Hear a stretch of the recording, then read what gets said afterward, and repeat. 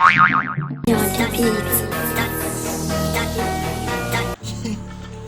wallahi ina ga ma har yanzu ina ga bata sani ba.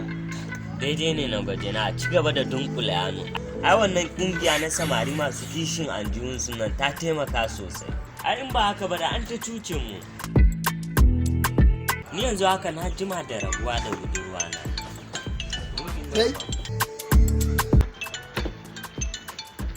Kai baba ka ga mutuniyar in ne take kira ku. Dauka. Hello sai bana.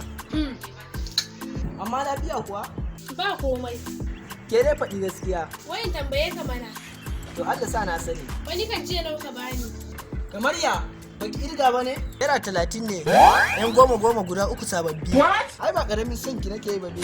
Halilu, wai dama da sanin ka ɗauki 30 ka bani? Sosai ma baby ai ke mai sa'a ce. Kuma ma dan ina mugun son ki ne shi yasa san da ni je shago. Nace ya duba min sababbi saboda ina son in burge ki. Daga yau maka ƙarin sa ukan gidanmu sai na sa an maka wulaƙanci. To naira 30 yin fa. Allah ya sa dai baki kashe ba. Zan turo yaro ya karɓa min. Allah ya isa tsakanina da kai. Allah ya isa mana dai. Kafti manta dai dan Allah zan turo yaro ya karɓa min naira 30 yin an jima. Ka turo yaro ya zo in baka 500 sai ka rike canji. Ke? Wai da gaske? Masha Allah. Kai to Allah yi wa kungiya albarka. Na sa 30 na kwashi 500. Kai wannan kayan ni da kai na don zo karba. In an tura yaro da iya samun matsala. Kai wannan kan kashe wayan ta yi ne.